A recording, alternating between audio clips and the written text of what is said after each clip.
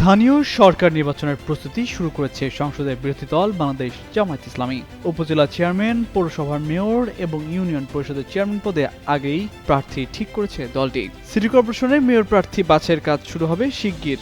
বিশেষ করে রাজধানী ঢাকার 2 সিটি কর্পোরেশনে জয়ী হওয়া জামায়াতের প্রধান লক্ষ্য।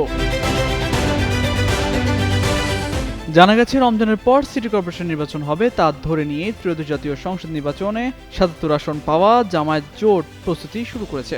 গত বছরের জানুয়ারি থেকে পরের কয়েক মাসে ঢাকার 2 সিটির 129টি ওয়ার্ডে সম্ভাব্য কাউন্সিলর বাছাই করছে জামায়াত। এই নেতারা তখন থেকেই ওয়ার্ড পর্যায়ে ভোটের প্রচারণা চালাচ্ছেন। সংসদ নির্বাচনের সময়ও নিজেদের প্রচার চালান তারা। নির্মাণে নাম্বার 1 শাহ সিমেন্ট। জামায়াতের জাতীয় নির্বাচন পরিচালনা কমিটির সদস্য সচিব ছিলেন দলের সহকারী সেক্রেটারি জেনারেল আব্দুল হালিম। বলেন, রাজনৈতিক দল হিসেবে স্থানীয় বা জাতীয় যে কোনো নির্বাচনের প্রস্তুতি জামায়াত সারা বছর ধরেই নেয়। সিটি কর্পোরেশনের ক্ষেত্রে এর ব্যতিক্রম নয়। তবে মেয়র পদে কারা সমর্থন পাবে তা এখনও ঠিক হয়নি। জামায়াত সূত্র জানিয়েছে, ঢাকা দক্ষিণের সম্ভাব্য প্রার্থী হিসেবে বিবেচনা করা হচ্ছে হাজী মোহাম্মদ এনায়েতুল্লাহকে। জামায়াতকে উত্তরে নতুন একজন মেয়র প্রার্থী খুঁজতে হবে। এছাড়া জোটের কারণে যেসব নেতা সংসদ নির্বাচনে অংশ নিতে পারেননি, স্থানীয় নির্বাচনে তারা অগ্রাধিকার পাবেন।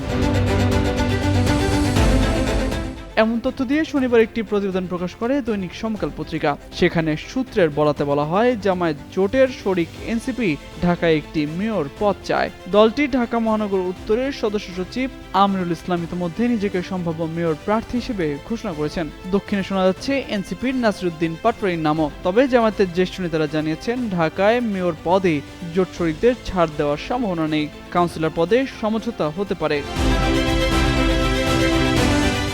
জামায়াতের নায়েবে আমির ডক্টর সৈয়দ আব্দুল্লাহ মোহাম্মদ তাহের গণমাধ্যমকে বলেন, স্থানীয় নির্বাচনগুলো সুষ্ঠু করতে জুলাই সনদ অনুযায়ী রাষ্ট্র কাঠামোর সংস্কার করতে হবে।